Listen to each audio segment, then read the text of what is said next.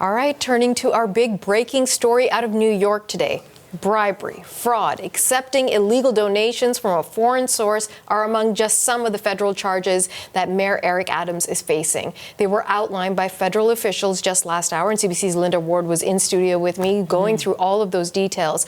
So this is the first time a sitting New York mayor has been indicted. I mean, this is a first. What are we learning? Yeah, prosecutors are saying that this is a multi-year scheme to buy the favor of the New York City mayor.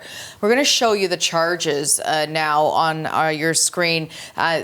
Charges that amount to, conspiracy, wire fraud, solicitation, bribery. I won't read them out. They're lengthy. But federal officials are essentially alleging that Adams accepted bribes and illegal campaign contributions from Turkish businessmen as well as illegal corporate donations through so-called straw donors. Now, that's when you use someone else's money to make donations under your name.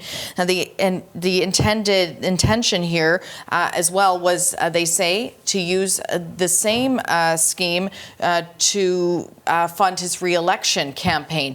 They're saying that he also accepted other benefits like luxury travel that were funded by wealthy foreign business people and at least one Turkish government official, flights to France, India, China, all via Turkey, fancy hotel rooms, high-end meals valued at more than $100,000. And they allege that he covered it up and instructed others who work for him to do the same. Then they say in 2021, they say Turkish officials came looking for a favor. They came knocking and they said, it's your turn. They needed a building opened for the Turkish consulate urgently. The fire department wouldn't approve it, and they said it wasn't safe.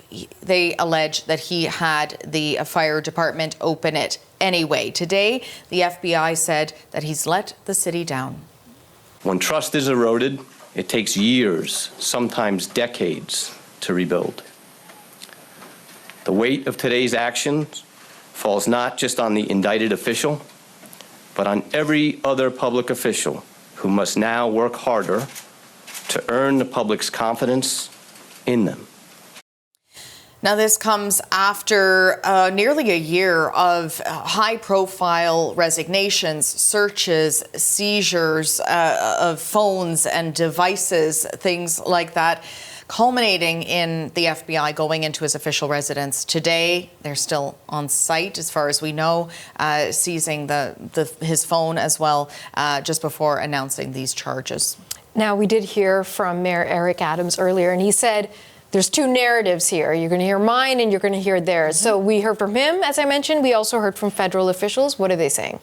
Yeah, so he is saying that he is innocent. He has long pledged his innocence. He's calling it a painful and unfortunate day, urging people to wait to pass judgment and insisting on his innocence. Here's more from him.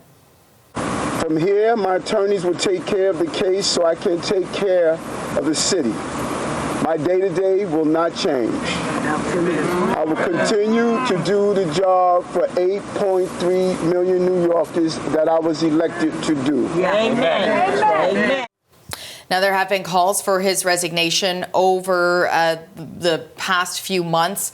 Today, you heard him there. He's insisting he is not going anywhere. Governor Kathy Hochul does have the power to remove him from office, but that is a very complicated thing to do. It's also pretty much unprecedented. It was something done back in 1931 that was similar, but not quite. So it's never really been done before. She was asked, is she going to step in here and do that yesterday? She said it was premature. Going to wait and see what actually is announced by law enforcement. Well, now this has been announced, so everyone's waiting to find out what's going to happen next. Okay, we'll be watching. Thanks so much, Linda.